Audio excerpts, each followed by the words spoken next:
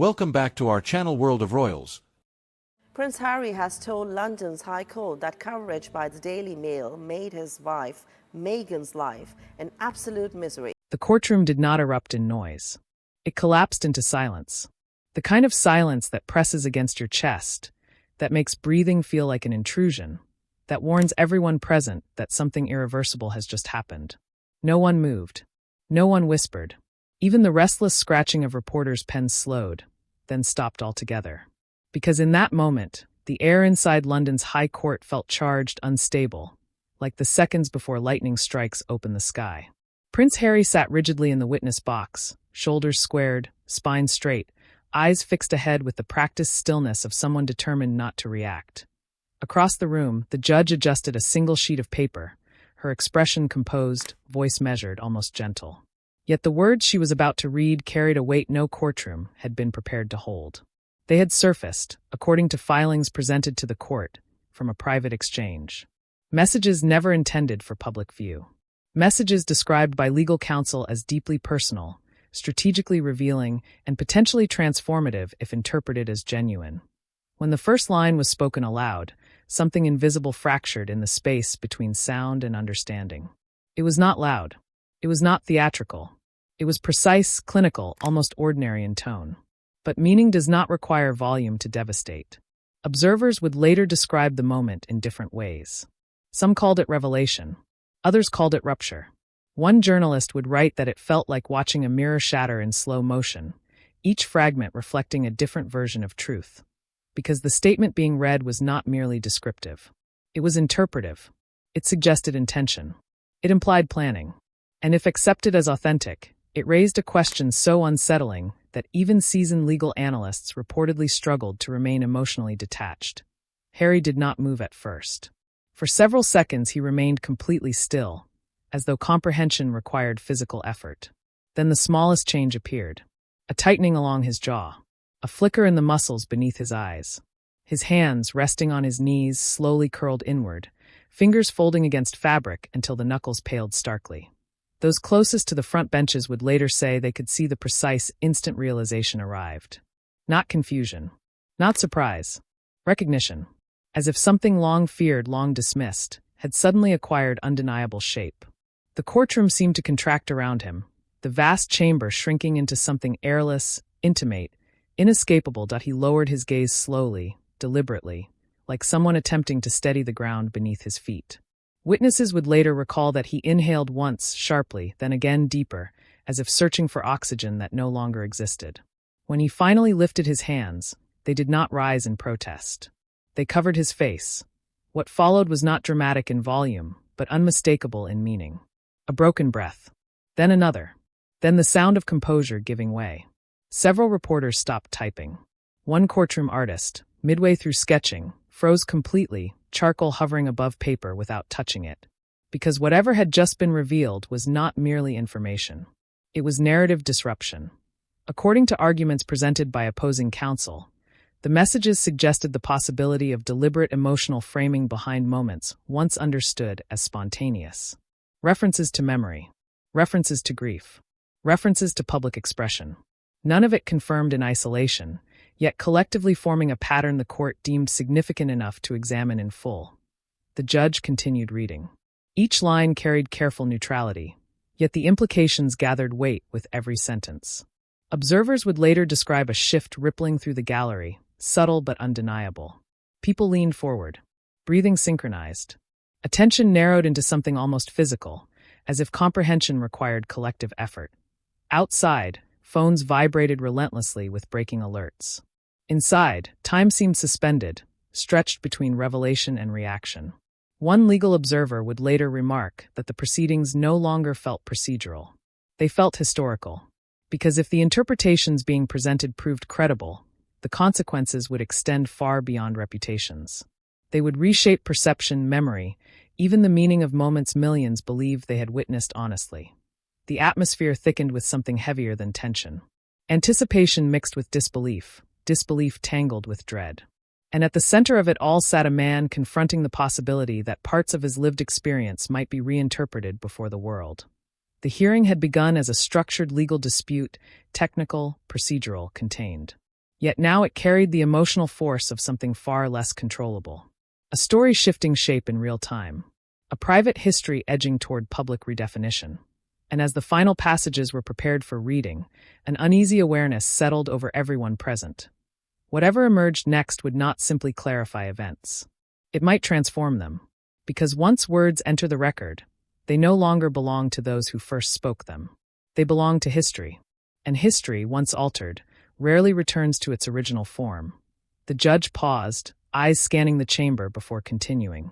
No instruction was given, yet everyone understood the magnitude of what was unfolding. A narrative was being dismantled piece by piece, not with accusation, but with evidence awaiting interpretation. And in that fragile suspended silence, one truth became impossible to ignore. Whatever this moment ultimately meant, nothing about Harry's world would remain untouched when the courtroom doors finally opened again to the world. The courtroom clock moved forward, but time seemed to resist. Every second felt stretched thin like glass trembling before fracture observers sensed something unfolding beneath procedure, beneath language, beneath ritual. The atmosphere carried pressure, not loud, not visible, but tightening steadily around every witness, every clerk, every breath drawn inside that vast chamber, where certainty had begun quietly losing shape. No announcement marked the transition, yet everyone felt it, the shift from legal review into something heavier, something charged with meaning that could not be filed, catalogued, or dismissed. The prince remained upright, composed, but the stillness surrounding him no longer resembled discipline, it resembled containment, as though emotion pressed inward. Searching desperately for somewhere safe to escape without shattering, the documents presented were described as correspondence, private, reflective, unguarded. Yet their arrangement suggested design, deliberate sequencing patterns, repeating with unsettling consistency references to memory, to vulnerability, to presentation, appearing not randomly, but strategically aligned like markers guiding interpretation toward conclusions no one had prepared to confront openly before this morning forced collective attention into sudden, irreversible awareness of implication. At first the reading proceeded with measured cadence, each line articulated with professional neutrality, yet neutrality itself became unsettling because the implications carried emotional gravity beyond tone. Listeners leaned forward, not from curiosity, but from recognition, sensing meaning expanding faster than comprehension could organize or contain. What was being revealed inside words chosen long before anyone imagined this moment possible. The prince's composure held for several minutes, perhaps longer. No one could measure precisely because attention fixed entirely upon him, searching for any sign of reaction, any movement that might translate silence into visible understanding. Then gradually tension surfaced along his jawline, small, controlled tightening repeating rhythmically like waves striking stone, testing resistance, before inevitable erosion began quietly, altering everything. Those nearest the witness stand later recalled noticing his breathing change, not dramatically, but unevenly, shortened pauses, lengthened inhales, as though air carried weight, requiring effort to draw fully into lungs already burdened by realization, unfolding faster than emotional defenses could reorganize into stability under scrutiny of hundreds watching, silently measuring each fragile indication of inner collapse approaching without mercy.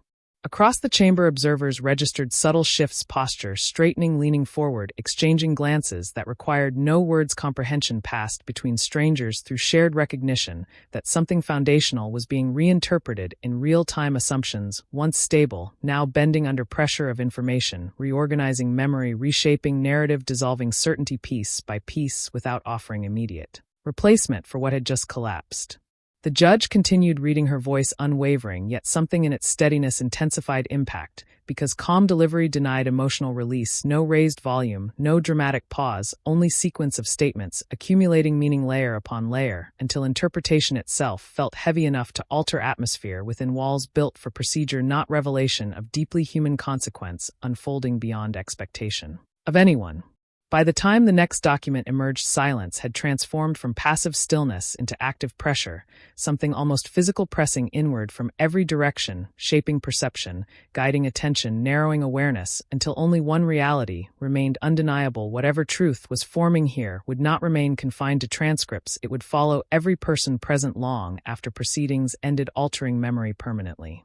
The second phase began without announcement, yet tension sharpened perceptibly as new material entered record. Not merely descriptive, but interpretive mapping emotional responses across time, suggesting continuity and tension alignment between private reflection and public expression. Observers sensed narrative structure emerging where previously there had seemed only fragments scattered across memory awaiting connection, now drawn together into shape difficult to ignore. Each passage introduced language examining reaction, pacing, tone, emphasis, elements normally associated with performance, rather than spontaneous confession, yet nothing was explicitly declared. Instead, implication accumulated, slowly building interpretive pressure that required listeners to confront possibility that authenticity itself might be shaped, refined, directed over time through careful observation and strategic adjustment repeated across multiple moments previously understood as genuine. The prince remained silent, yet his stillness changed texture. Earlier rigidity resembled control, now it resembled endurance. Shoulders slightly lowered, gaze unfocused, as though attention turned inward, reviewing memory, searching for points where lived experience might align or conflict with interpretation, unfolding around him faster than he could reconcile within boundaries of composure demanded by courtroom protocol and public scrutiny. A particular sequence drew collective attention because it examined language, once spoken in moments, widely broadcast phrases, now revisited not for content alone, but for structure, pauses, emphasis, emotional pacing, elements mapped against private reflections that appeared to anticipate response, shaping reception before words ever reached public ears, raising questions about origin, intention, and authorship of expression once believed instinctive. Reporters who had witnessed countless hearings found themselves recording less, writing fewer notes, because interpretation demanded attention beyond documentation. They watched posture, breathing, subtle shifts in expression, searching for correlation between spoken evidence and visible response. The prince's silence became data, another layer of meaning analyzed alongside language, filling the chamber with unspoken tension thick enough to reshape collective perception. At intervals, the judge paused, not dramatically, but deliberately allowing words to settle before continuing. Those brief silences carried extraordinary weight because they forced listeners into reflection without guidance, no instruction, offered no interpretation, endorsed only raw material presented, awaiting internal processing by every mind present, each individual constructing meaning privately while sharing the same suffocating atmosphere thick with consequence. Security personnel maintained position along walls trained to remain unobtrusive, yet even their posture shifted subtly, attention fixed not outward toward potential disruption, but inward toward the unfolding psychological strain of the man they were tasked to protect. Readiness replaced routine, vigilance, anticipation, not of danger from outside, but of emotional collapse emerging from within, visible in tightening gestures, restrained. As evidence accumulated, structure became clearer, themes repeating with increasing precision, references to influence, to response, to perception, aligning across months, perhaps years, forming trajectory difficult to dismiss as coincidence. Listeners sensed narrative coherence emerging from fragments once scattered across time, now arranged sequentially, suggesting development, intention, and sustained attention to emotional impact beyond immediate circumstance or isolated moment alone. When the final document of this phase concluded, no one shifted immediately. The silence lingered, extended, almost reverent, as though everyone present recognized they had crossed an invisible threshold from observation into participation, each person now carrying responsibility of witnessing transformation of narrative, identity, and memory unfolding irreversibly before them, with implications still expanding beyond comprehension, beyond language, beyond reversal. The following morning arrived with anticipation already thick before proceedings resumed. Corridors filled earlier than usual, voices hushed, footsteps measured, as though sound itself might disturb fragile equilibrium established after previous revelations. Everyone understood continuation would not simply extend discussion, it would deepen interpretation, widen consequence, and test endurance of all who remained to witness. Unfolding narrative, reshaping perception again. This stage introduced organization, methodical, structured, categorized material grouped according to thematic influence, perception, relationship, emotional response. Each classification presented not as accusation, but as analytical framework guiding interpretation toward patterns observable across time. Listeners confronted arrangement, resembling research rather than recollection, systematic mapping of interaction, intention, response, and adaptation unfolding through documented communication, spanning multiple contexts previously considered unrelated. The first classification examined transformation of experience into narrative, how memory becomes story, how story becomes identity, and how identity influences perception of future events, presented sequential examples showing repetition, refinement, adjustment over time, language evolving, subtly shifting emphasis, amplifying particular emotional tones, while minimizing others, shaping interpretation before. Audience awareness could detect progression unfolding gradually across years without obviousness. Listeners observed how terminology changed context by context, reframing experience through evolving descriptive choices, slight modifications producing significant perceptual difference. When repeated across multiple retellings, the effect resembled lens adjustment, gradually sharpening focus toward selected interpretation while blurring alternative readings until audience acceptance felt natural, inevitable, aligned with narrative trajectory carefully maintained across public and private spheres. Over extended duration. The second classification explored relational dynamics, examining communication patterns across family structures, emotional proximity, distance, influence, expectation, response, documenting moments where interaction appeared strategically framed to produce particular emotional outcome, not through overt directive, but through suggestion, timing, emphasis, and carefully selected disclosure shaping reaction before awareness of. Influence could fully emerge within those experiencing interaction directly in real time. Observers listening to this analysis shifted uneasily because relational influence is difficult to quantify, yet examples presented sequences where response appeared anticipated, redirected, reframed according to developing narrative trajectory. The suggestion of emotional guidance, without explicit instruction, created discomfort precisely because it resembled ordinary human interaction intensified beyond familiar boundaries into territory rarely examined with such analytical precision before. Publicly. The third classification addressed interior experience, fear, memory, longing, grief, vulnerability elements, deeply personal, yet repeatedly referenced across communication, suggesting awareness of their narrative potency. Discussion centered not on existence of feeling, but on presentation of feeling when expressed, how framed, how contextualized within broader story, shaping interpretation before external audience encountered. Emotional disclosure directly through mediated representation over time. By this point, the prince's stillness seemed almost sculptural, motionless, yet charged with internal strain. Witnesses later described sensing concentration, so intense it resembled physical exertion, as though remaining seated required continuous effort against forces pulling memory, perception, identity apart beneath surface of composure, maintained through discipline learned across years of public scrutiny and emotional containment. Under relentless observation always. When proceedings paused briefly, no one spoke aloud, yet shared awareness circulated silently. The narrative, once assumed stable, now existed in multiple competing interpretations, none easily dismissed, all demanding reconsideration of memory, meaning, motivation, and identity. The courtroom had become more than legal venue, it had become site of collective re-examination, unfolding moment by moment, reshaping understanding beyond immediate judgment. Outside the building, reactions spread rapidly. Information moving through networks faster than interpretation could stabilize analysts, commentators, observers attempting to construct coherent explanation from fragments released publicly, each perspective shaped by prior belief, prior loyalty, prior expectation, yet uncertainty persisted, because meaning remained fluid, still forming as additional context emerged from within. Courtroom walls altering interpretation with every new detail.